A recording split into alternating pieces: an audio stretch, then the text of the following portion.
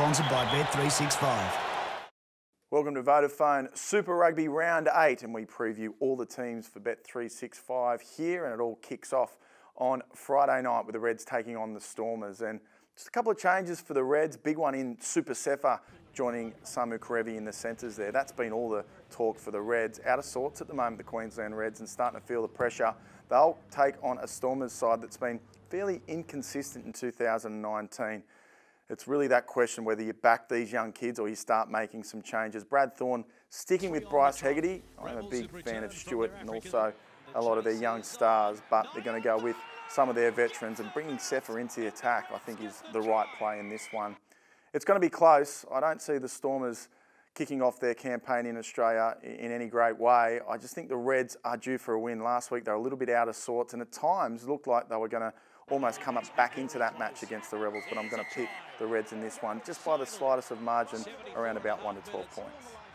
As we head across the ditch now to the Crusaders and Brumbies, what a match this is going to be. Such a rivalry between these two codes, but the Brumbies have rested all their Wallaby stars, so you're going to be up against it. Look at the markets on this one, it's huge. I think they're up to about $8 at the moment, the Brums, but in every sort of counter like this where there is an underdog status in 2019 Vodafone Super Rugby, there's been some upsets. We saw that against the Sunwolves with the Waratahs. Do I think the Brumbies can win this one? No, but don't rule them off by that market. I reckon if you've got them with some type of head start going into this game, you'd almost take it, because this young Brumbies side, they can achieve anything. They've been inconsistent this year, and if they can put a few phases together, well, who knows? Crusaders haven't been their normal selves in 2019. So I'm going to go with the Crusaders on this one, but if you've got a bit of a head start, take the Brumbies.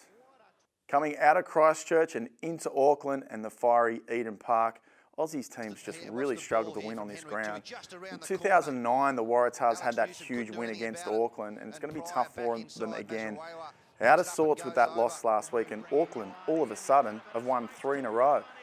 I like the look of this game. There's such a good rivalry between these two teams. I just think the Waratahs, without Michael Hooper, and I said this previously during the week, they would have lost that game against the Sunwolves, I reckon, by 2 tries if Hooper didn't play. He's been such a great player for them over the years, but just in particular, the last couple of games, he's a real fighter.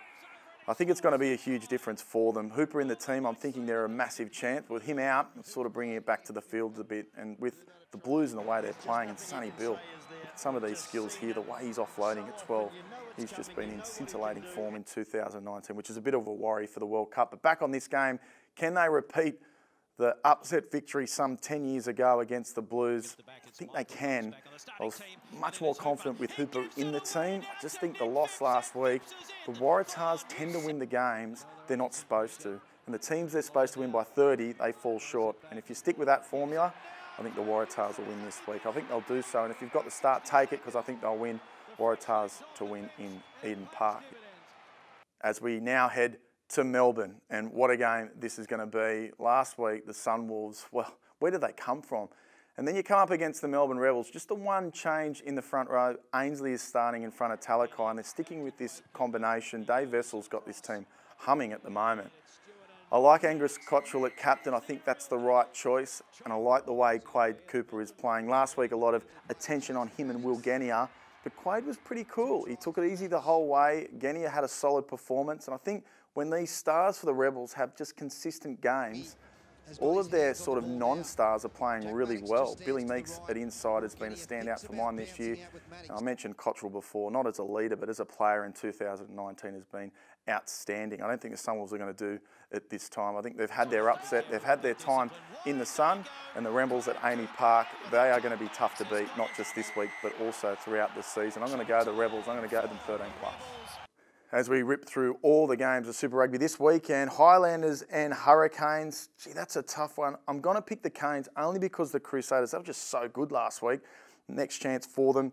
Reds and Stormers. Reds are the outsiders in this one. I'm going to take the home team. Lions versus Sharks. Lions too good there. Crusaders, what about how short they are?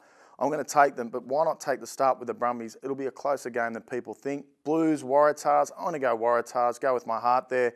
Rebels, well, they'll be in good form as always, and I think they'll beat the Sunwolves. In the last game of the round, the Bulls and Jaguares, I'll take the Bulls in Pretoria on the back of signing their coach. for a further 2 seasons. If you're going to have a punt this weekend, please do so responsibly and stay tuned here on all your match highlights, previews and reviews for Rugby.com.au.